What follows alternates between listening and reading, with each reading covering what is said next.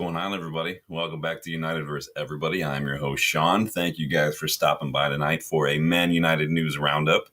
Not a ton of transfer talk, mostly just a lot of the same, but sometimes it's not about what's going on directly with United. Sometimes it's about what's kind of going on with other clubs and the domino effects and the 6 degrees of Kevin Bacon and all that kind of stuff. And then you can find a way to connect the dots. Sometimes that can tell you a little bit about what's going on. But we've got a few things to discuss tonight. Obviously, you guys can see the poll in the chat kind of leading us into our first topic.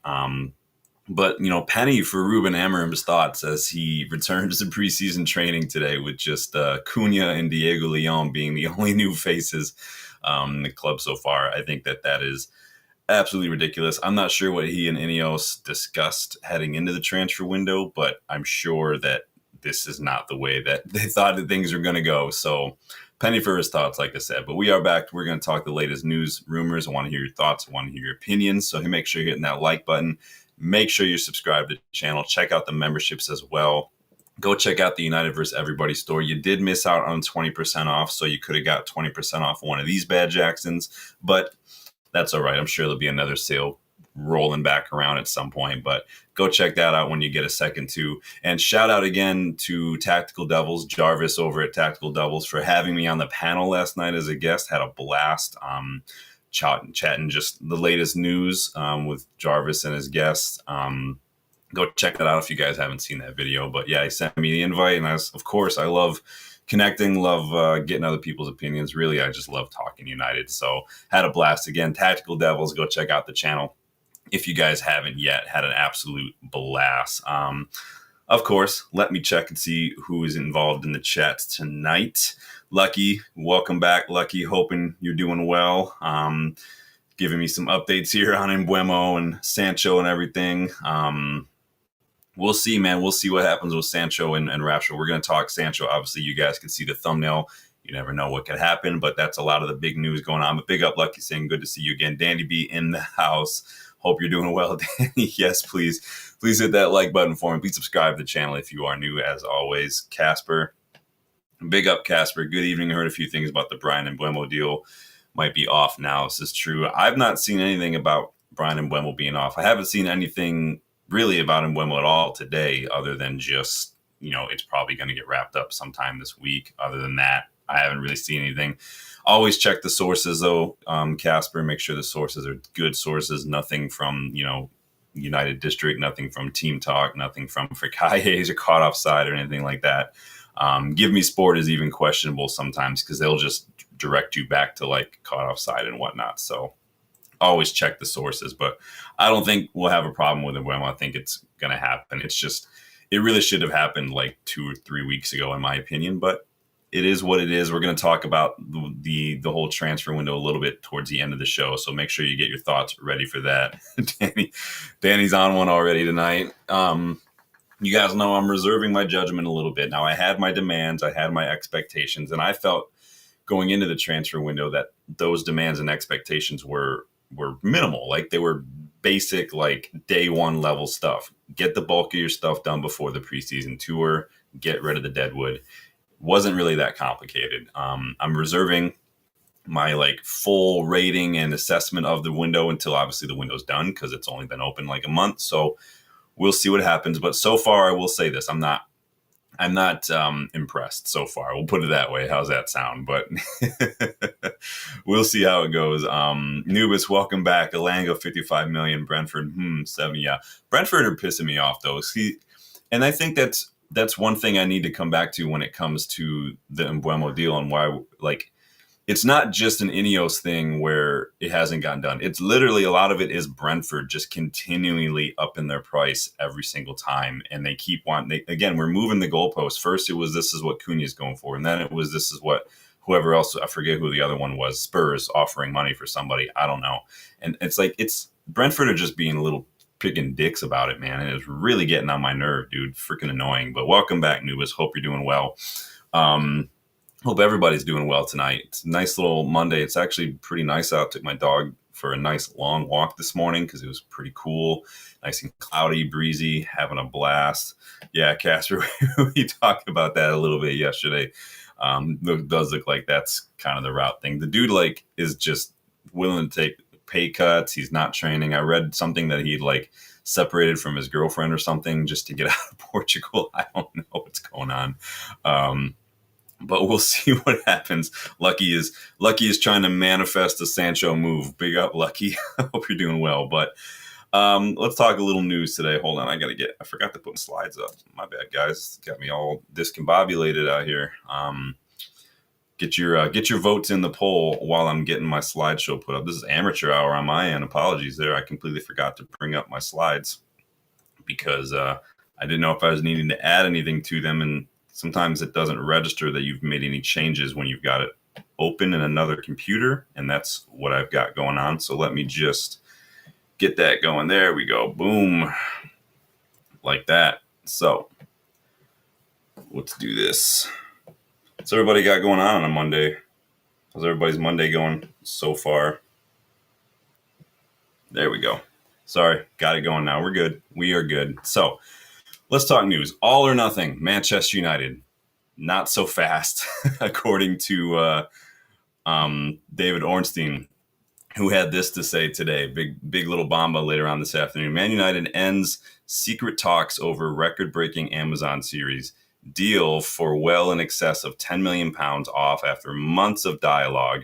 Ruben Amorim opposed. United aligned on the final decision. Football commercial timing reasons. So United were in talks for the last couple of months over an all or nothing series in Manchester United. Now we've seen one with Juventus. We've seen one with City. We've seen one with, was it Spurs too? Was there one for Arsenal too? I can't remember off the top of my head. But it sounds like United were the next team in the queue for that, and it sounds like that is off now. The deal would have been the largest payment from Amazon to a club for the All or Nothing series, so we would have been paid more than any other club so far. So the club obviously was talking. They presented the proposal to Amorim after the end of the season.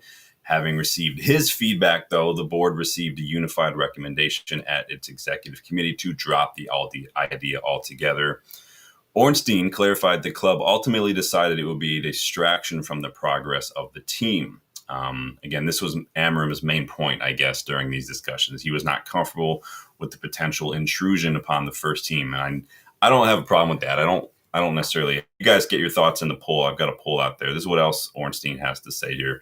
The curtailing of the Amazon concept underlines that Amorim's opinion carries weight, despite United's struggles. So this is what he's saying here, that they listened to Amorim. They brought it to Amorim and they listened to him. He's being allowed to reshape the team in his image, even if it means letting young talents like Garnacho leave. Players suited to Amorim's preferred style are being recruited, and his judgment has now been supported by United's decision makers on the Amazon situation. So, again, you can look at this a number of ways, right? And I think it's not an either or. I think it's a both and. So obviously they're backing Amorim. He has a big say in a lot of this, and especially when it comes to anything that could impact the dressing room, the team, anything that would be a distraction or anything. Ferguson hated distractions. They listen to Amorim. He's the head coach. I mean, so it shows to me that shows that they're backing. They're behind him. He's part of it. He's on board. Everybody's kind of in unison here. But they're also, they're putting a lot of backing. 10 million, highest deal ever. That would have been good PR. I mean, is there such thing as good PR for United these days? It would have been a nice chunk of change as well. And so to let that go in favor of building this team, resetting the culture, getting the dressing room in order, and really just kind of kickstarting this rebuild on the pitch and in training, to me, that says a lot. I don't know. What do you guys think about that? What are you guys saying so far on the poll? Are you upset about this? 75% of you say no. I'm not that upset about it, to be honest with you. Danny says Sancho deal. I haven't seen anything about the Sancho deal being off either, man. We're going to talk about that in a little bit, though, but I haven't seen anything about that being off. Raja, big up. Hope you're doing well. Who's Pig? I don't know who Pig is. Let me know, Circus FC. You guys are funny. You guys are funny. Roger said it would be like Kardashians level drama. Yeah, I watched, what one did I watch? I think I watched a little bit of the Spurs one and then the Arteta one just for banter because that shit was hilarious. The the Pictionary on the dry erase boards, the pickpockets and all that shit. Like, that was just embarrassing. Castro said Jadon Sancho bid accepted by Juventus sooner rather than later. Danny, you have to let me know where you're seeing this Sancho Juventus deal off, because all I've been seeing all day is that both clubs are working on stuff. Personal terms are being addressed and whatnot. But we've got more stuff to talk about there on that. Kai, welcome back, Kai. Hope you're doing well. So, yeah, it looks like we were set for that. Not sure what that means now. Maybe it goes to Chelsea, maybe Liverpool. Liverpool already had a series a while back under Brendan Rodgers, if I remember correctly. It was if it wasn't on Amazon, though. It was on something else. And then I remember Palace had one a while back too. I forget what it was called now, but it was on like NBC or Peacock or something, if you guys remember. But it seems like everybody's trying to get on board. I don't have a problem with this. We have MUTV. There's enough on MUTV to go watch. We don't need something on Amazon. We already got the 99, the Treble documentary that came out not that long ago on Amazon as well. I'm not that bothered by it around it. But Danny, where did it broke from though? Because you're saying it's stuff on it tweeted, but I'm not seeing anything from anybody credible regarding Sancho since the last updates that I saw here. I don't see anything. So it must not have been a decent source then. It might be Give Me Sport. It might be something like that. I'm not seeing anything out about it so far. But Chris says, why don't MUTV do a fly in the wall doc and sell it for more? Well, again, I think it might come back to like what Ornstein was saying. It's more to do with Amorim not wanting there to be any sort of distractions in the dressing room and whatnot, any distractions for the players, trying to focus on the football right now. What I read, too, in Ornstein's article is that Barada actually was in favor of the documentary, but it sounds like he was overruled there. But even if it was overruled, maybe it didn't have to be a unanimous thing. Maybe he just, decided, hey, I want this, but I respect the decision. So, which is fine. There's nothing wrong with having that. Just because you have people with differing opinions in sort of team dynamic, it doesn't mean everybody always has to agree. That's not the point. So I don't have a problem with that if you can work through that kind of stuff. But Casper says, I'm a Manchester United fan, been still upset over the passing of the late Diogo Jota. Still crying. It was a rough weekend for sure on that one, but big up. So no documentaries. I'm sure we'll see all sorts of stuff on MUTV if you guys subscribe to MUTV. But moving on to some new midfielder links. Well, new but also not new. I guess we'll call them fresh midfielder links because it's a midfielder we've been linked to before, not one that we've been linked to recently. And this is coming, though. It's coming from Daniel Longo, though, so again, take it with a big grain of salt. I think he works for Calcio Mercato, which is not necessarily the most reliable of sources. But he reported today that Javi Guerra is close to joining Manchester United. I mean, is it 2023 again? I feel like we were linked to this kid a while ago. He reports, though, that AC Milan, Atletico Madrid also interested. Again, it's been quiet. Again, fresh links, not new link, not new name. We've been linked to this player in the past. I just don't know how reliable Longo is personally. I think Guerra signed a new contract not that long ago either. So I think it was like until 2028, 2029. Of course, as always, when I go and look up when we link to players that we haven't been linked to in a while or new players, I always go check out their stats and whatnot, see how they fit, see if it's a worthwhile investment, see if they are an improvement. I urge you guys to do that as well. But so looking at Guerra, I mean, his off-the-ball numbers aren't stellar. He's not going to be one of those midfielders who's going to win the ball. Now, his press resistance is fine. His progression is good, but his off-the-ball. He's young, though. So there's lots of potential for development there. But honestly, though, he's basically the same profile, same percentiles, same heat map as Cobby. And Cobby's numbers are even better in some of those metrics. So if you overlap there, if you go to FBref, you can compare two players, and like I've showed you guys on the channel before, and it overlaps their numbers. Cobby's are basically the same, if not better, in some areas. So I just don't see Guerra as an improvement. I don't see it as a necessary expense personally. If you're going to get a midfielder, it needs to be someone who raises the floor of this squad a little bit. And I just think that Guerra is just another Cobby menu. And that doesn't mean he's bad. I'm just like, why bother when Cobby's right there and Cobby's free? So if we're going to spend 18-ish million on a midfielder, you just get someone with a little bit more to their game, or maybe pay a little bit more for someone like Hackney or something. I just don't see the point personally, but it is what it is. Raja says, "Yo, where'd you get that Manchester United shirt?" If you scroll down just below the video player, you should see a link to some of them in in their personal. Unless if hopefully my store's still up and running. Yeah, it should still be. Yeah. Underneath the video, man, you'll see a couple of photos of some of the shirts that I have on the store. Just click on one of those; it'll take you to the United vs. Everybody store right now. Right now, all the proceeds, anything you guys buy from the store. Again, never any pressure. Anything you do by those going towards charity for the next couple months. So just keep that in mind. Danny agrees. Yeah, I mean, we got to be smart with the money, especially if we're as tight as we are right now in terms of just our financial power this summer. I just don't see the point in doing it. Like, it just doesn't. It's like, again, it's kind of like all those, like the Delap situation in Hojlund. Like, why get Delap when he's basically the same as Hojlund? Like, I feel the same about Ekitike to an extent as well. It's not me saying they're bad. It's just are they that much of an improvement? I couldn't tell you. Now, Delap would have been half the price of Hojlund. If we were going to go for Delap, we should have done it when we get Hojlund, but it is what it is. Nubis Rios is available. Yeah, we're going to talk about Rios a little bit as well. But Raja, hopefully you see what I'm talking about with the shirts, man. Kai says, would you walk off the Mbeumo deal, rather use the money for a center midfielder and a goalkeeper and move Bruno at the 10? It's a good shout for sure, Kai. I wouldn't have a problem with it. We do have a lot of center midfielders, though. We've got like 5 if you include Bruno, because with Mbeumo and Cunha, that's probably definitely where Bruno is going to play, is that deeper role. We still got Collier, Menu, Ugarte, Casemiro as well, and then Bruno obviously in there. And then you've got guys like Mount, who I don't know where he's going to go. He's definitely probably going to be a rotation option, which is, I guess, what you want with someone wearing the number 7 shirt, rotation.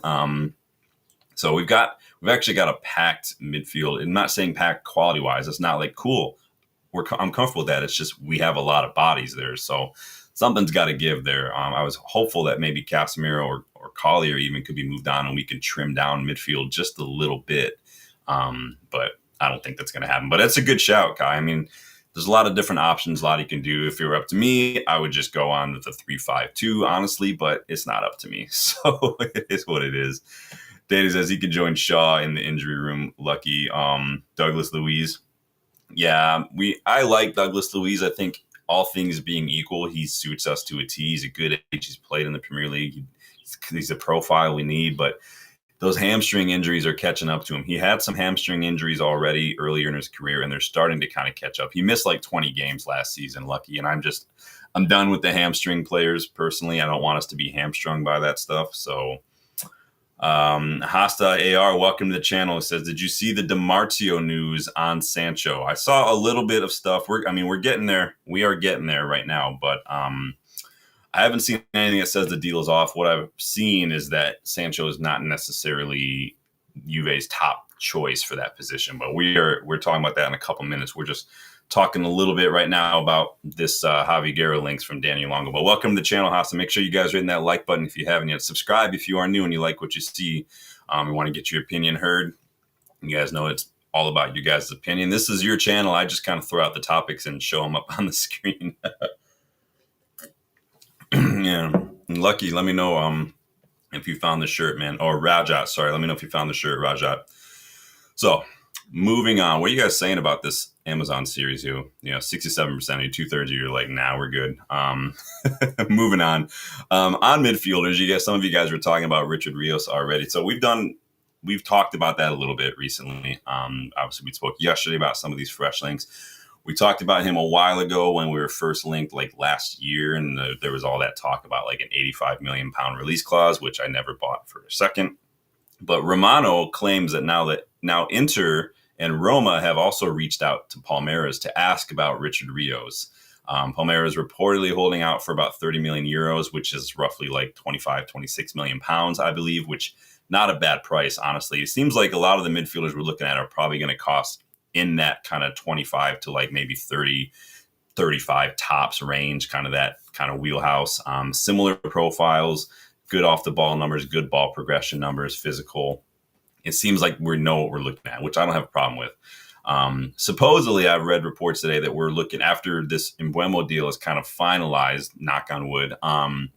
Striker and midfielder are our next priorities, but I don't know. It's taken so long with the Embuemo deal, and if we're gonna just do one player at a time, who's gonna be left by the time this Embuemo deal gets over the line? Like, what strikers are available? We're gonna talk about another one today who might be off the list. What midfielders are going to be left? We already lost he who shall not be named, unless you want to see me cry. He looks like he's going to AC Milan. Job went to Borussia Dortmund. It's just the numbers, the options are just wearing thin now, and so is my patience when it comes to this shit. But if we are at all interested in Richard Rios, which we are told, Wilcox, Vavell, big fans, then I don't know why we're hassling. I mean, it's ridiculous. It really is. I'll make sure this is not going. No, we're still good. Danny's not too happy. I don't know. I really don't know what's going on, man. I wish I knew like somebody in the know. I wish I had some sort of connection so I could I don't even want to know who we're signing. I just want to know what the strategy has been. Like, I wish I could be a fly on the wall in some of these board meetings between Barada, Wilcox, Vavell, Amorim, Sir Jim, if he's even involved to that extent. You have to assume that he is after he basically bashed the Glazers for not really being involved whatsoever. So I just, again, like I said to start the show, I don't know what those conversations look like going into the summer, because if what we're seeing so far is an indication of what those conversations look like, I can't imagine what Amorim was going, like what he was thinking at that time. Like, if that's what you're being told, like, well, we're going to do one at a time, and then we're just going to take a month to get Embuemo over the line, and all the strike targets that you wanted, they're going to go elsewhere while we sit here and spend, like, I mean, I like to think that I would walk if I were a manager. You are turning down a lot of money if you do that, but maybe the message, I don't think managers need to worry about that at all. I mean, he's got paid a lot of money, but you also have to think about your coaching staff too. If Amorim walks, I mean, his coaching staff's probably going to get fired too. And that's a hard place to be in as the manager when you fought for them to come. So they says sack him in December if I were Sir Jim. Yeah. And that's the thing. Who gets the sack? I know Jarvis had asked, we were talking on his show last night, Tactical Devils. Go check out that episode. He had a blast doing that again. Do we think he gets sacked? I don't think that Amorim is at risk, unless it's just like he just loses the dressing room. That's the only way I can see this happening, is if he completely loses the dressing room. But what it looks like is those players that were probably the most likely to cause those kind of rifts are actively being pushed out, and they're not being allowed back to Carrington, basically. The Antonys, the Sancho, the Rashford, the Garnachos, guys are gone. So we're getting rid of that element physically, but financially we haven't quite done that. So I don't think Amorim is at risk unless he loses the players, but he's got to get back. There's no way he can be at risk if Ineos aren't doing what they need to do to get him the players that he needs. They gave him the ultimatum to come in November, now or never. They backed him like you can't. They backed him with Rashford and Garnacho when he made those big calls. They just backed him on this Amazon thing. They can't not back him. Like, I don't know what the plan would. I hope that it's not just hey, we know this is going to take time, so we're not in any rush. Like, you can't really afford to do that. Like, I get it. Financially, we can't afford to bring in a ton of players, but you can't sit around and wait while we already like miles behind our rivals. And this summer, again, we're losing ground on them again because we're just not doing anything. Now, I'm not panicking.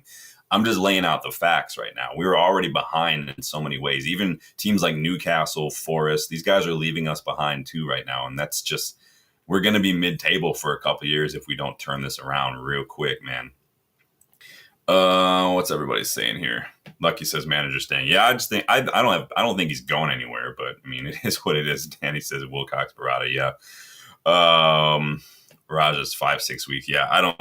The problem too, Raja, is Brentford just keep upping their price, and they keep finding new things to use as like measuring sticks. Oh, this player's going for this much. You bought Cunha for this much. Now this, like, it doesn't matter. And I'm starting to get a little frustrated that Embuemo's not doing more to maybe help us along here. If he really wants to come to United, he told all these other clubs he wasn't interested.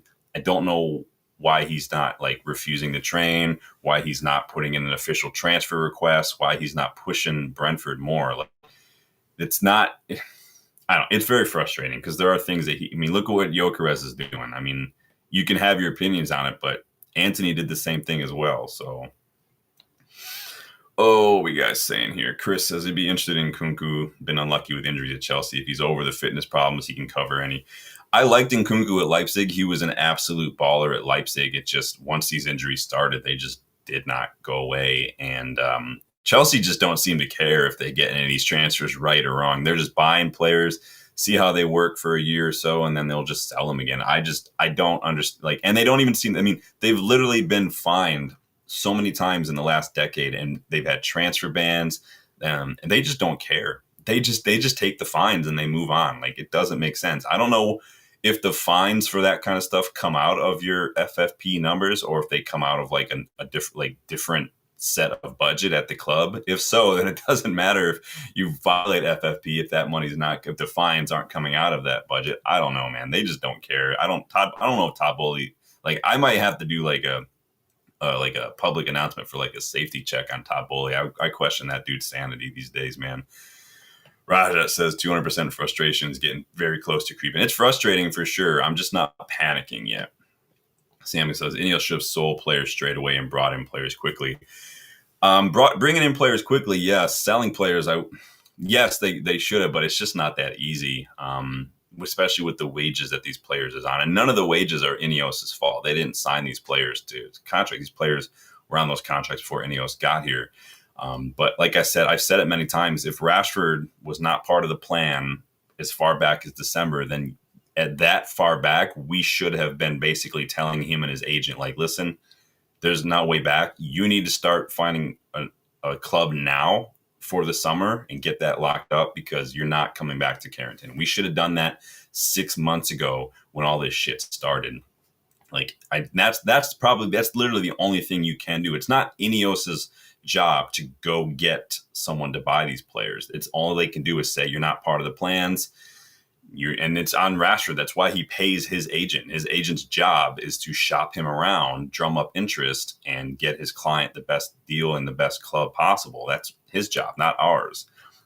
It just, when you're sitting on 300K a week, where's the hustle, right? Where's the motivation to go out and give that up? Because he's going to have to take a pay cut no matter where he goes, unless he goes to the Saudi league.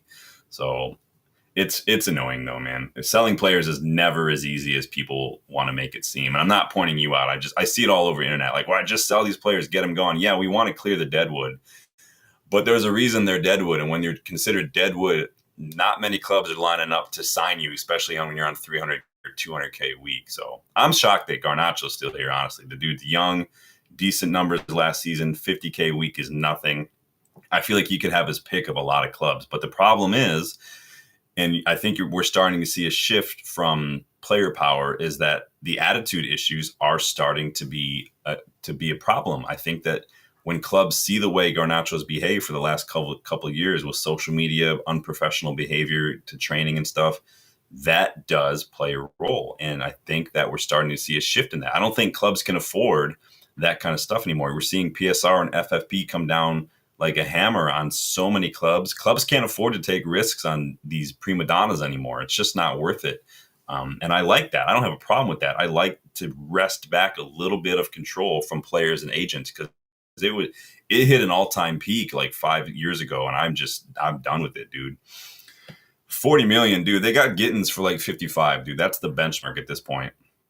And there's a fine line between get them gone and make sure we're not getting pants pulled down anymore. And again, if Brentford are allowed to sit here and keep moving the goalposts when it comes to their demands from Bremo, we should be able to do the same. But again, it's on Garnacho and his agent to figure that out. It's not on us. So Samuel says Shaw should have his contract. I don't know how much time he's got left on his contract, but that guy, you guys know I don't even consider Luke Shaw part of the club anymore. He just doesn't play. So how can you, and those last couple matches, like he and Onana were just, I don't know what they were doing for that Spurs goal in the final.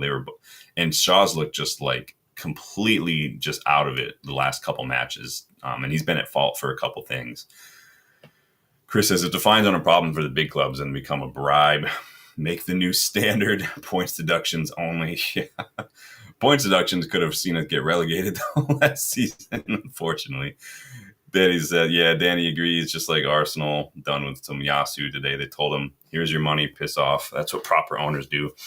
I've said that. I've said that we should do that with Sancho and make a statement with him. Just say, hey, Sancho's got a shit attitude. We don't want it at the club anymore. So we'd rather pay to get him out of here than deal with it any longer. So on your bike, jog on, kid. We're done with you. Make it public. It's not slander. It's just, this is what you're saying. Like, we've had issues with his attitude and we don't appreciate the social media bashing. So we're done with him. So, but as far as Sancho goes, it seems like his move to Juventus could be a simple matter of maybe dotting a few I's and crossing a few T's. We know that he can't cross a football, so we'll stick with the T's. This coming from a couple outlets, mainly Corriere dello Sport. It sounds like it could be a few £1 million that's keeping the deal from crossing the line, both in terms of fee and in wages. United reportedly want 30 million for him. Juventus are thinking somewhere more like 25 million and trying to structure that fee over a couple of years. But we'll see how that goes. Problem too is Juventus can't really cover his salary. Surprise, surprise. I read reports though too, again, the same source, that he's willing to lower his demands. Both parties are kind of working the personal terms out. So we'll see. Alfredo Padula claims that their first salary package to him was like 5 million euros, but they might come back with a better one. That's only about 4.3 million pounds, which is not even 85K a week. I doubt Sancho is going to go from 300 down to like, what is he at, like 250 now without Champions League football, all the way down to 85K a week. I doubt that's going to get him interested whatsoever, unless there are some hefty bonuses involved. But if he does want to go to Juve, though, he will need to take that pay cut, because Di Marzio has come out today and claimed that Sancho is actually Juventus's alternative option to Chico Conceição. I don't even know if that's how you say it. Conceição. Someone let me know. Phonetically, let me know. Who they are trying to keep after he was there on loan last season. If you guys remember, he was on loan there. I think he was at Brighton before that. They were trying to get him permanently signed. They were haggling a little bit over the price, but it sounds like he is their first choice, and Sancho is the backup. Again, Sancho, show some humility. Take the hint, dude. Nobody fucking wants to pay your wages. You're not going to play unless you take a wage cut. It's just the way it's going to be. And if you thought all these clubs, I mean, Chelsea paid us to give you back, dude. Like, take the hint, show some humility, dude, and just stay off social media for a hot second. Because, dude, you literally have nothing. You have no chest, dude. You have no backing for any banter you want to try to toss out there, because nobody fucking wants you. Like, that's just the way it is, dude. But so there's a chance it could not happen, but there's a chance it could. Nothing's been decided yet. I haven't seen anything other than that today, and I checked it right up until we went live. So as far as I know, they're talking, looks like a couple million here and there, structuring the fee, and then we'll see what happens. But Di Marzio claims he is their back. Now, Di Marzio used to be top for info, fell off a little bit in the last couple of years, but we'll see. He's been a little bit more active in these last few months than I've seen him in a couple of years. So who knows what could happen there. But Juve, I mean, I've said a while ago, I thought Juve could be a good fit for Sancho. And this was probably almost like 6-7 months ago I was saying this. So we'll see what happens. Lucky thinks that he's going to get 200. I doubt he's going to get that, man. Juve can't afford that. They just can't. They're trying to get rid of some of these players that are on big wages. I mean, Vlahovic is still on like 300K a week. There's no way. So if they can get rid of Vlahovic, maybe. I don't want Vlahovic, so please nobody say you want Vlahovic. I just don't rate him. I don't think he moves the needle for us personally, but we're running out of striker options. Everybody's going someplace else. So Osimhen could be going someplace. Gyökeres could be going someplace.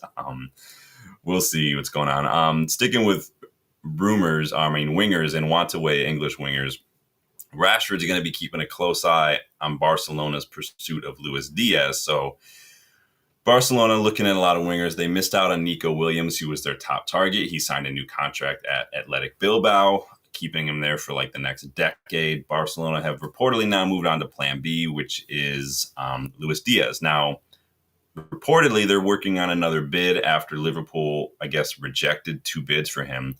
Fabrizio Romano, though, claims that Luis Diaz wants to go to Barcelona this one could go down to the wire, but Rashford is his dream. We've read many reports that Rashford is like the third option, the backup to the backup option. So there's a chance, but Rashford's got to be realistic. Like, listen, I'm all for players backing themselves to force themselves into the starting 11, but you're not forcing yourself into the starting 11 ahead of Rafinha and Lamine Yamal. Let's just have it right here and now. We might have to have an intervention here for Rashford and be like, bro, I don't know what you've done. I don't know how many times you've been to Belfast this week, but whatever you're doing, it's clouding your judgment because you ain't starting for Barcelona, man. Go to Bayern if you want to start. You should have stuck around at Villa. Now, Villa can't afford it, I guess, but maybe they could throw us Morgan Rogers. We'll take Morgan Rogers in exchange for Rashford. I'll take Boubacar Kamara if you guys don't want him anymore.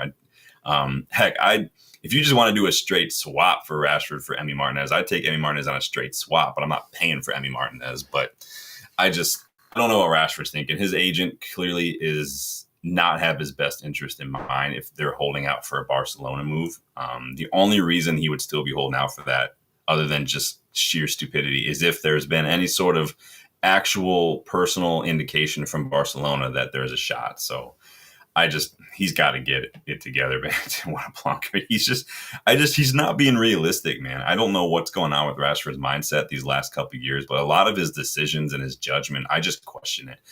It started when he put off that surgery to go to the World Cup, and or maybe it was the Euros. I can't remember now off the top of my head. And that was like, dude, I'm not, because I'm always club before country. Like, I just am. We pay your wages. Like, it's not, you can't put off your season for us to go play international tournament. You barely played. So it was just a dumb decision. But it's Mark Harris, welcome. Mark's more bums at United. You guys are funny. Welcome to the channel, Mark. Trying to get me banned. But big up, buddy. Welcome to the channel. I heard something about Luis Diaz going to Bayern. I think whatever club gets one player, that other player is probably going to go to the other club. So we got Bayern, Barcelona looking for a left-sided attacker. Again, though, is Luis Diaz gonna be better than Rafinha? Is he gonna be better than Lamine Yamal? I still don't think so. He'll be a rotation option, if that. Whatever happened to Ansu Fati? I forgot. Did he go anywhere? Obviously, and they also got Rooney Bargi too. I would even start Rooney Bargi ahead of Rashford at the moment. The way it's ridiculous, man. Lucky says Rashford right to go to Barcelona or Bayern Munich. Yeah, that's the only thing really he can do, right? So. Lucky says country World Cup more importantly for me. I mean, everybody's got an opinion. I'm definitely club before country. We pay your wages. You are underemployment at United. You're not underemployment at England, their international teammates. I get it, representing your country. I get it. But for me, it's club before country all day, every day. So did he go to France, Danny? I didn't see. Obviously, I don't follow Barcelona's transfer activities as closely as I'll follow United's. They just keep to be buying these wingers. And I was like, wait, they had a winger that they got like 4 years ago, Ansu Fati, and I don't know what happened. I remember he got a huge injury, and then he was on loan at Brighton, but I don't remember what happened after that. But Rooney Bargi was a good piece of business. They paid $2 million for him. But we'll see what Rashford's doing. No idea what's going on there. But again, he's gotta come back to reality, man, because if he you can go out and interview with YouTubers and twerk for Barcelona all you want to, but it's just not going to happen. You're not going to start. You're not going to you're not good enough to push 87-year-old Lewandowski out of the starting 11. You're not going to force out Lamine Yamal. You can go maybe try to play center back if you want. Maybe that's your best shot at Barcelona. Go play keeper. I don't know, but you're not starting an attack, dude. So if you just want to sit there and just kind of happy to be here, cool, man. Go for it. I doubt they'll even be able to register you, man. They're still pushed fighting tooth and nail with La Liga and the courts just to get Olmo and everybody approved. That's still a thing. People forget. That's still going on. The president of La Liga is working to punish Barcelona. Big up, Jarvis, man. We've been giving you all sorts of love today, man. Thank you again for having me on last night, dude. Big up, top bloke. Everybody's jumping in. We got rated. Nice. You guys are awesome. Big up, everybody. Stephanie, welcome back. It's been a minute. Hope everybody's doing well. We're just talking Rashford here. Finished up talking about Sancho a little bit, Juve, how that's going down to the wire. He's actually Juve's alternative, according to a lot of reports today. For Chico is their first choice. They want to make that loan permanent. And again, Rashford, Sancho, take the hint, show some humility, like sit back, tell your agents, you know what, just get me a place where I'll play football. I'll take a wage cut if I need to. I just want to play. It's going to show you what their priorities are. But this Rashford, I mean, I'm just so disappointed in Rashford. Like, seriously, pick up everybody. Good to see you guys. Again, I've been official. This might be my first official raid. Does that mean that I've made it? Big up everybody. Oh, Stephanie's got a new account. All right, big up, Steph. Well, welcome back. Happy to see everybody and hear you guys. Let's move on to another United winger / not United winger. So I've seen some rumors that Newcastle and Forest have finally reached an agreement for Anthony Elanga. 52 million pounds is what I've heard. And 5-year deal is what I'm hearing as well. United will get a piece of that, though. 15%, I think, is the sell-on clause we had inserted into Elanga's contract. But I think that what I'm reading is that 15% is based on the upfront fee, not the overall fee, if that makes sense. So whatever that first payment is, 15% of that, I think so. You guys have to check my math on that. But look at that, though, making money without selling anybody yet. That's the Ineos way to do things. Big up, though. But who'd have thought that little old Anthony Elanga, who was loved by Ollie, right, could be joining Newcastle for some big, big money. I mean, Anthony Elanga going for more money than you, Rashford. Like, take the hint, brother. I still say, like, I've said this all the time, we should have sold him back when PSG wanted him, Rashford, for like 100 million. We should have done that way back then. Like, that was too good of money to turn down. But what you gonna do? Mark here says, why isn't Onana and Rasmus not on the transfer list? I think a lot of it is PSR related. I think that we're trying to hold out for a fee that we'll actually get. I read today that we're open to maybe selling Onana, but we're demanding like 30 million pounds. And it's the same with Hojlund. I don't think we're actively looking to sell Hojlund, but I think that we would demand a certain amount just to avoid taking a PSR loss. Again, we are so like fine line navigating this PSR situation right now that we really can't afford to do a whole lot. Now, we got a lot of sell-on situations going on, which is nice, and that does help. But at the same time, look how long we're haggling this much over a couple million for Mbeumo. Like, we are literally like, there's cobwebs in the piggy bank these days, man. It's ridiculous, dude. Stephanie's busting out. Yes, he's a dancer. Great move going to the barcodes. Yeah. That sell-on will help us, but it's just, again, we've talked a little bit earlier, if you guys are just jumping in the stream, very, very frustrated with the transfer activity so far. My only big demands going into the window were get the bulk of your business done before the preseason tour starts and get some of these players out the door. Like, that's all I wanted. That's all any manager really wants, is to get the bulk of the business done, get your players in time for preseason. And we're just not doing it. And we've already gone into this window like years and years and years behind our rivals in terms of where the squads are at, the rebuild process, the project. And we're being left behind again. Like, they're just leaving us in the dust. They are dots on the horizon right now, which is, I get it. It's a rebuild. It's going to take time. And it's less about the fact that rebuilds are going to take time and more about just the way Ineos are moving in this window, like one target at a time, a month to work on Mbeumo. Like, all our other targets are going elsewhere. Like, again, the reports, we're looking at a striker and a central midfielder after Mbeumo. There's nobody left to get. There's just, who's going to be left by that time? Rios could be going to Italy. Osimhen could be going to Galatasaray for like on a full move. Like, there's going to be no one left, man. It's freaking ridiculous, dude. Let me get caught up here. Casper says, Club Brugge lost a player to Brighton over the weekend. And we can't talk about him. We know we can't talk about him on this channel. It's going to make me cry. If you want to see a 39-year-old man cry, you keep mentioning he who shall not be named, but we can't talk about him anymore.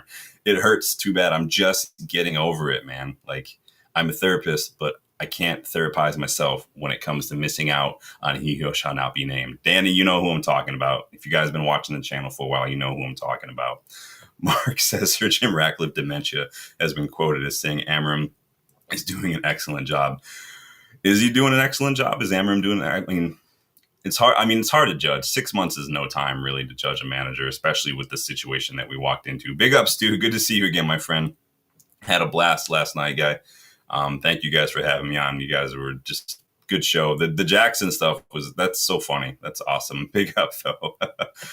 Mark says Barada should be sacked, stating EPL title by 2028. Man, smoking the West Indian special, or he went with Rashford on their last trip to Belfast or something. Maybe he just gave the interview after he was out with Rashford. Man, that's embarrassing though. Like 20. Let me put that in the poll. Let me see what you guys are saying about this Amazon series. Hold on a second. So 57% of you are actually upset there will not be an all or nothing Manchester United series on Amazon. Interesting. I honestly don't care. I feel the same way as Amorim was feeling. Like if it's going to be a distraction and stuff, then I'd rather not do it. I get that. Plus, if we have a season like last year, do you really want to see that on Amazon Prime all the time? Probably not. But I'm going to close that poll for a second. Thank you guys for getting involved. Let me put out another one real quick and see what you guys are thinking. Let me just get in. Make sure you're hitting that like button while I'm doing this. Just want to make sure. All right, go ahead and hit me with it. So let me get caught up on this chat, you guys. 15th, yeah, excellent. Great job, Amorim. Great job. Yeah, you're right, Jim. Well, it was a rough season. It's just like, remember when we thought that 21-22 season was the worst we've ever seen? Like 24-25 said, hold my beer, I'm coming in. There's a lot going on this past season, but it was not good. It was definitely not good. Let's see. Mark Harris says Doko should be renamed Nothing or Nothing. I just feel like with MUTV and some of the documentaries we've already got, I just don't see that it's necessary because we've already got like that 99 one came out not that long ago too. Kevin Pine says you cannot change the past. You can only look to the future. Your future ain't looking good. Clap in the slot machine goes on and on and on. Stay cool in the bull. Yeah, we've been got our first official troll. Now it's no problem. Honestly, Kevin, if you've been watching the channel for a while, maybe you have. I don't know. As much as I will. I mean, it's Liverpool. The tribalism's there. I've got my bottle of Scouse tears over here for when we knocked you guys out of the quarterfinal the other couple years ago. But I have praised Liverpool for the way they went about their rebuild, their project under Jurgen Klopp. Yes, it took 4 years to do anything. People seem to forget that, but that's just how rebuilds work. And Liverpool stuck with Klopp. They stuck with their plan. They had a vision. They had a long-term plan, and they stuck with it despite that rocky start. And there's more evidence to suggest that when you do that, it will yield something. Ferguson didn't do great his first several seasons. I mean, Pep didn't win anything his first season at City, and City had already won the league before he even got there as well. Like, there's more evidence to suggest that when you stick to a project and you back it and you see it through, that it will yield results. But you have to make good decisions, and I worry about Ineos's decisions. But thank you, Kevin, for stopping by. Even if you're trolling, man, at least you gave me a view and a like, so big up. Tactical Devil says, can Hojlund step up next season if he remains our main? He can't remain our main man, can he? Like, he should never have been the main guy to be. Like, he was given the 11 shirt, and like he wasn't given the 9 shirt. He was handed the 9 shirt last season. And that to me, I think that 9 being the main guy it weighed him down. I think that he was getting in his own head, and it's been said by Amorim has said it a couple times. Like, he needs to be consistent. He's letting frustration kind of dictate his decisions instead of just sticking to what he knows is right. And he's young, and he should never have been handed that responsibility. Not everyone can handle that. Not everyone is a leader to take on that pressure, to take on the moments, to do that. Leadership and being a good leader in those moments is not about the success. It's more about the failure. It's more about, do you have what it takes internally to take on that responsibility? Not do you have what it takes skill-wise to deliver on that responsibility? There are a lot of technically solid players who are not leaders, but there's not every leader is technically solid. It's all mentality when it comes to leadership. Tony Hawk missed his 900 like 10, 12 times at those X Games. And it's about failure. It's about how you bounce back from that. We just don't have players who can do that. But Hojlund can't be the main guy. Like, he can't. And if we're linked to all these strikers, again, all rumors, so you never know. But he has to know that he's like he's not going to be the main guy. I mean, you can't have a season like he had last year and expect to be trusted again. No top striker is going to have a season like that, barring like major injuries. And it wasn't just the numbers. Like if you want to zoom out and just watch him play again, this is why you look at the numbers and you look at the eye test. They need to work together, not separately. And think of them as two strands that combine to make a strong rope. That's going to help you watch football better. Like just watching Hojlund play, the basics that he was decent at his first season, they just digress. And again, all mental, dude. He was letting every mistake build and build and build in his mind, and it just started to weigh him down. And and not everyone's going to have that. And again, he's young. In an ideal world, we would have someone here like a Cavani or something that he can work with and learn from, but we just didn't have it. It is what it is. But big up Jarvis. Stephanie says United have to remove our real distractions, the unwanted players. Well, it sounds like they're not welcome back to Carrington. You know, a lot of the Rashfords and the Sanchos and whatnot, but we'll see how that goes. But I'm going to get caught up here. Lucky is not happy about this. DJ Supervisor says we should get Klopp and fling Amorim. Well, remember we went for Amorim a while ago, and he did, or Klopp a while ago, and he didn't want to show. He didn't like again for the same reasons that we've all talked about. We're not well run. We weren't. He said we weren't really focused on football. We were focused on the commercial side of things. It was more of a business, and LVG said basically the same thing after the fact as well. It's just it is what it is. Mark Harris says, Jurgen actually knew what he was doing. That's the difference. Well, remember, Klopp was part of the rebuild. It wasn't a rebuild that was Klopp-driven. Liverpool had a plan and structure, and Klopp was part of that, which is kind of what projects are supposed to do. The Liverpool said, this is how we want to play. This is what we see ourselves doing. Let's find a manager who suits that as well. And now you're seeing the dividends where you just take out Klopp, you bring in a manager, and you've got players who are winning, player in slot who sits that. And it's like, it's seamless.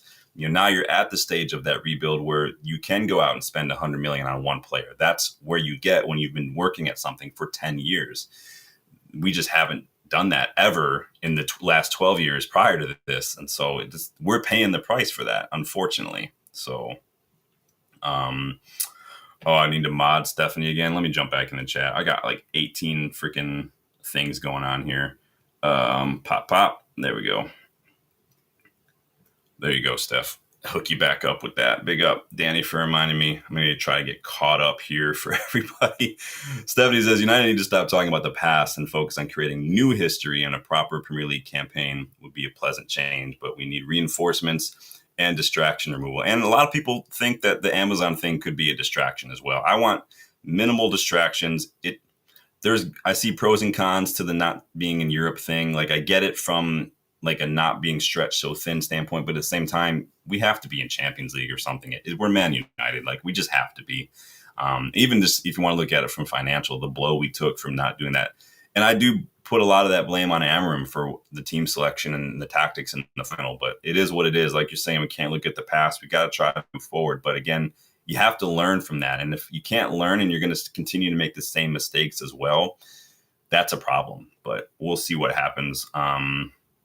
Let me keep going here. Kevin says, it's been a long time, but we are back big time. Well, you guys are reaping the benefits of sticking with a long-term project. And again, it wasn't all Klopp choosing everything to remember. He didn't want Mo Salah. He wanted Julian Brandt, and that just part of it. And Klopp was kind of the early indication that this is what a project is now. It's not just manager getting whatever he wants as far as players go kind of thing. And so, and that Liverpool were all about that Moneyball stuff too as well. So Amorim quoted as saying he's happy with Onana, says it all. I mean, what else is he going to say, honestly? I don't know what managers are supposed to say about players like that. I mean, I've seen reports today that say Amorim and everybody are happy to stick with Onana. I haven't seen any quotes, but we've seen quotes, let us know. But I mean, managers, what they have to back their players publicly, right? What are you going to do? So DJ Superfly, you guys are funny. Woo. All right. That was a lot of talking. I was just getting caught up on a lot of that stuff. But Sancho, Rashford, who knows what's going on?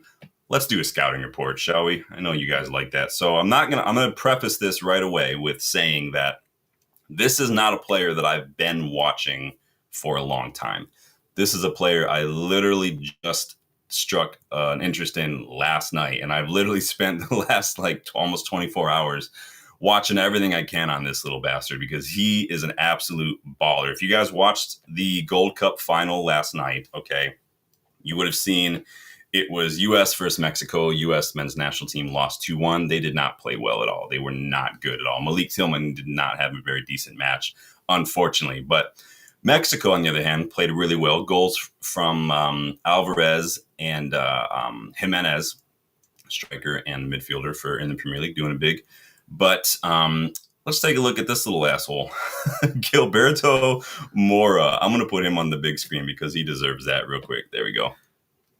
This little dude plays for Club Tijuana in Liga MX. He's very versatile. He can play a lot of different positions. Left midfield, center midfield. I've seen him play as number 10 at times. The kid's 16 years old, y'all. Literally 16 years old. And he's got vision and chance creation, dribbling, passing, press resistance, his first touch. This kid plays like a 26-year-old who is just on point. He will be 17 in a few months. He was already getting appearances in the first team for Tijuana as a 15-year-old. He scored his first goal on the first team in August of his debut season. The youngest scorer in Liga MX history, this kid. From midfield, 2 goals, 1 assist last season. And you might be saying that, hey, it's just Liga MX, who cares? He bossed the U.S. men's national team last night in the Gold Cup final. He literally bossed it. He was the youngest player in history to win an international trophy last night as well. This kid was, when he came off the pitch, like you could tell, like it dipped a little bit. Mexico they were already kind of dominating, but again, versatile, plays a lot of different positions. He gives me Sver Nipan vibes, the way he can play in multiple different positions as well. Now, again, some might look at his stature and he's only 5'7", and they might think that maybe he can't handle it. But like Ahmad, if you watch him play, when you have a low center of gravity, your balance and your ability to ride challenges like Messi, like Ahmad does, it improves. Like being short actually has. That's why NFL, like running backs, tend to be short because you have to stay low, you have to power through offensive lines and stuff, and you can roll off these tackles very easily. It's what gives him so much press resistance. It's what gives him balance. It's what allows him to turn on a dime in tight spaces as well because of that balance. His reading of the game is way too good for a 16-year-old. He already seems to be a step ahead of everybody else on the pitch, no matter who he's playing. He just knows what he's going to do well before the ball even gets to him. And that's what happens when you just got it. Like the kid's just got it. He's recently invited to go train at La Masia as well, the Barcelona Academy. He's already getting linked to teams like Feyenoord and Ajax as well. City scouted him, Spurs scouted him, PSG scouted him, et cetera, et cetera. Let's look at some other numbers here. What we got here. So these are his heat maps. So if you're not familiar with Liga MX, their season is kind of divided into 2 conferences. There's the Apertura and then there's the Cesura. So it's kind of like 2 mini seasons. And so these are his heat maps from last season for both of those seasons. I put them up here for you. So you can see when he does play wide, he tends to play on that left-hand side, but it's like a 4-4-2 left mid kind of a thing. But you can see he spends a lot of his time up in that final third, that just outside the box kind of where and if you watch the match last night, he just seems to do well, just getting on the ball, holding on to it. He's patient, he's composed, he doesn't look like rattled ever, and just moves it and just creates for his team. He's so very good. He's little bit of almost like Odegaard vibes the way he plays a little bit as well. So that's his heat map. These are his numbers. Now, again, I put the percentiles up there for both the kind of positions that he plays because he can play in midfield, but he can also play wide. And so I have both percentiles. But you can see for both of those, like look at him when he's playing in a deeper role. Look at the literally top 1% for all his progressive numbers. His shot creating actions, top 10%. Now, when he gets into the attacking situation, now you see his numbers are the same. Like his numbers themselves don't change. The raw numbers, like the actual, like the 3.92 shot creating actions, it doesn't change. But the comparison to other players in the position does, because obviously your attacking midfielders and your wingers are going to create more shots. And so that's where you see the percentile dip, but it's still well above average. Pass completion, well above average. Progressive passive carries, like no matter where he plays, the guy is going to move the ball forward. Like, and did I mention that he's 16, baby girl? Like this dude is a baller.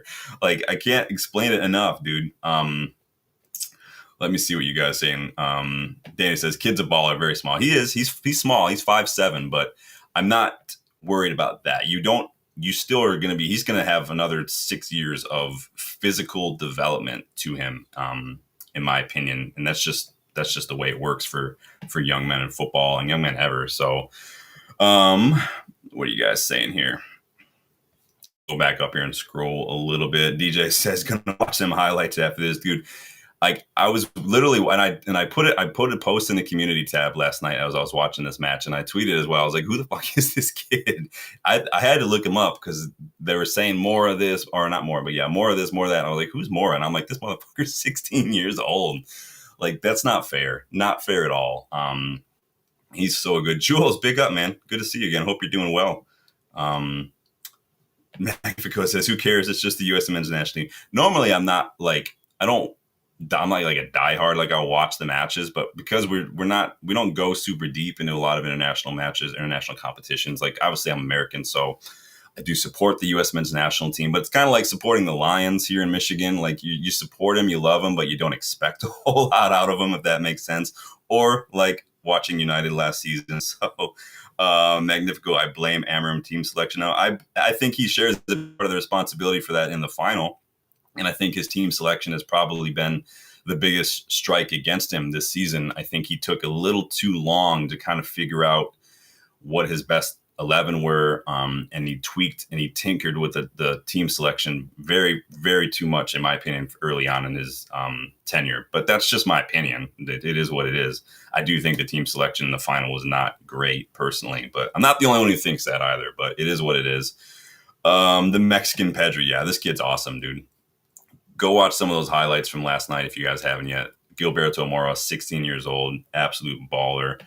Cash says, I heard we just signed Diego Leon yesterday over the weekend. Yeah, I mean, we signed him. He just wasn't allowed to do it until he turned 18. So he turned 18. So now he's here. But it's cool to see the photos of him kind of getting to know the teammates and training and everything. So we'll see.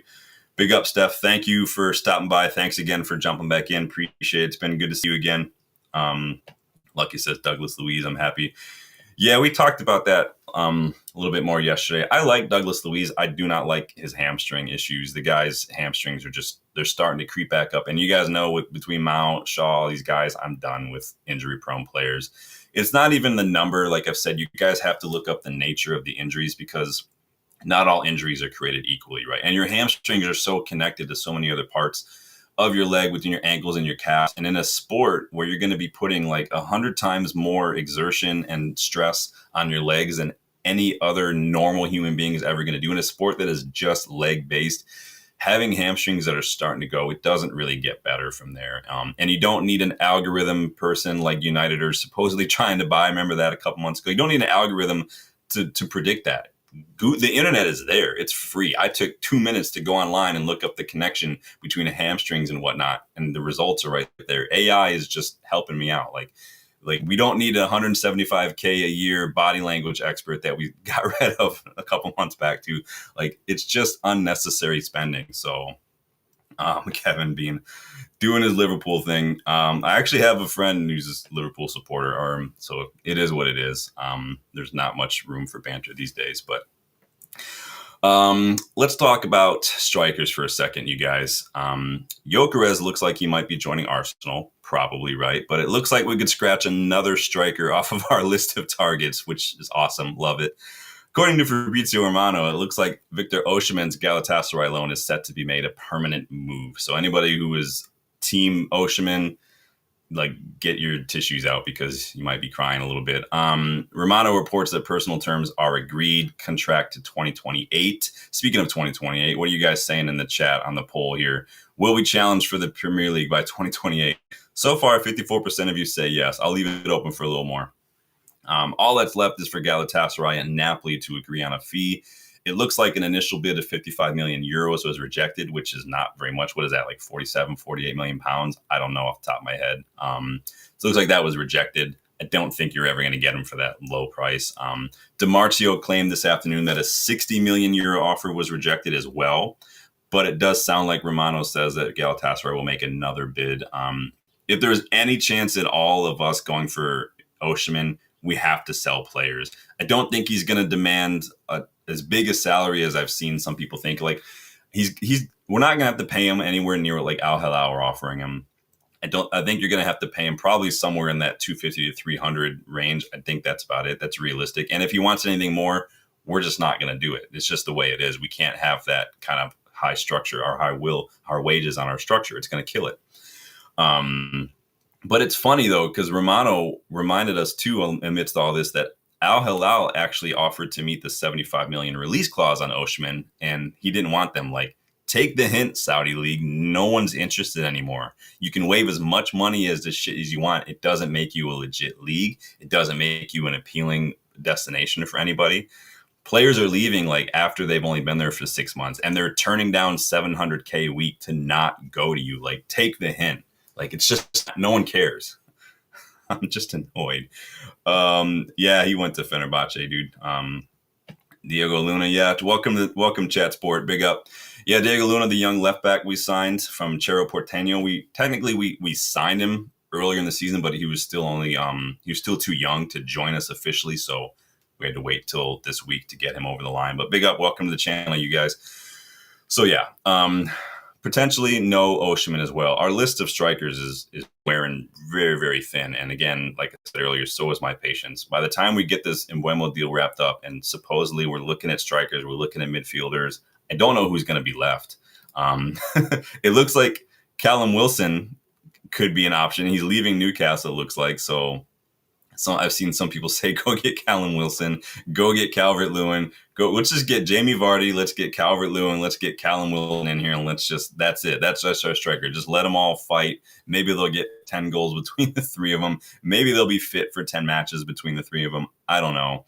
Just like Vardy, though, again, like if Woodward and co were still in charge, I would have bet money we'd be all over something like a Calvert-Lewin or a Callum Wilson situation, but I don't think there's anything in that rumor, to be honest with you. Danny, I hope your ears are getting ready to prick up, buddy, because I saw, sticking with strikers, I saw reports earlier today that Real Madrid are open to loaning out Hendrick. I don't remember where I saw that from. Wherever it was they had like a lot of following, pretty popular outlet. I just don't remember because I saw it yesterday and I couldn't find it in my history. I might have just scrolled past it. Maybe that's why. But so Hendrick potentially going out on loan. I don't know what Madrid's formation will be this season. It seems like Mbappe is going to be the main guy. Rodrigo looks like he could be leaving. Does that mean a front two of Mbappe and Vinny? I think that, in my opinion, the diamond was probably the best option for them. Gonçalo Garcia, though, has entered the chat, meaning that either he or Hendrick might have to go out on loan to get minutes and keep from rotting on the bench. Danny says he won't be able for Prem. Like, he's not strong enough. He's not big enough. There's a clause in his contract or something that he's not allowed to go to the Premier League. You might know more about the ins and outs of Hendrick's contract than I do, Danny. I just saw that he could be going out on loan.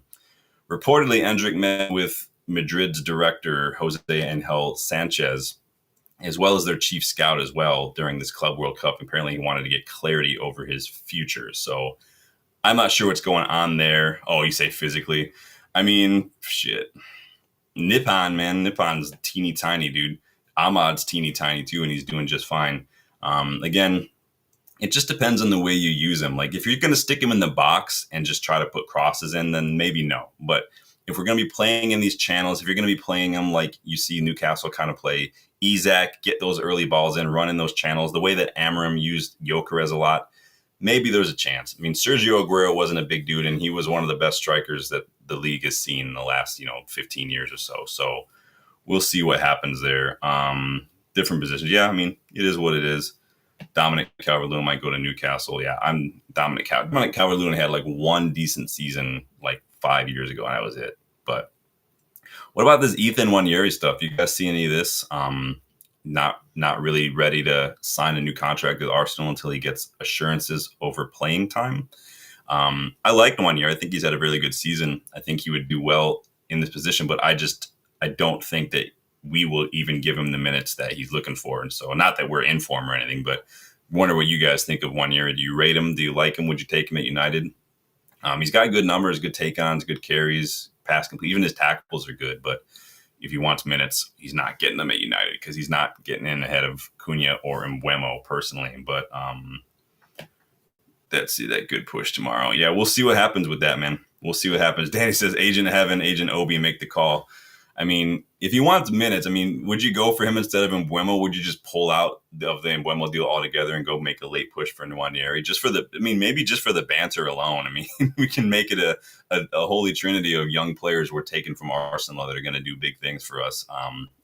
I might, for the banter alone, I might just be up for it personally. But Mark says, why doesn't Amorim give Kone minutes? Well, he's young and he's not. I don't know. I would like to maybe see him in the preseason tour more, and we'll see how he does.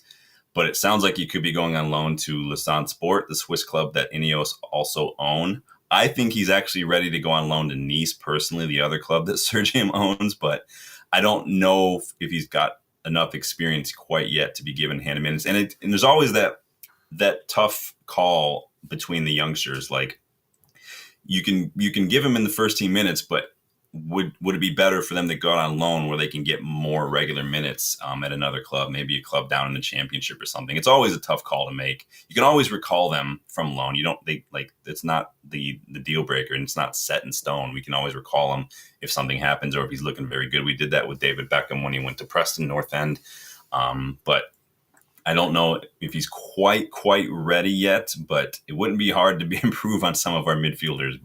And midfielders, I mean, he'd be sixth choice. So he can be sixth choice midfielder for us, our first team, or he can go be like second, third choice at another club. So I think it's probably better for that. So Samuel thinks Nwaneri should join Bayer Leverkusen. Well, honestly, if Ten Hag's going to be raiding the Premier League, tell him to come back to his old club, man. Take Anthony, take Onana with him. Like, get annoyed. What are you guys saying here in the chat? Challenge for PL by 2028. Yes is still winning. I'm shocked. I'm absolutely shocked. But on the summer, is anybody panicking yet?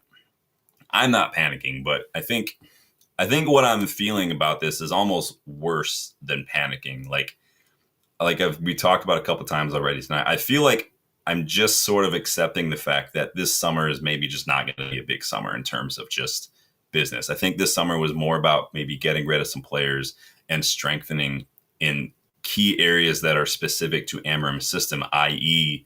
these 210s, because we didn't really have players for that role specifically.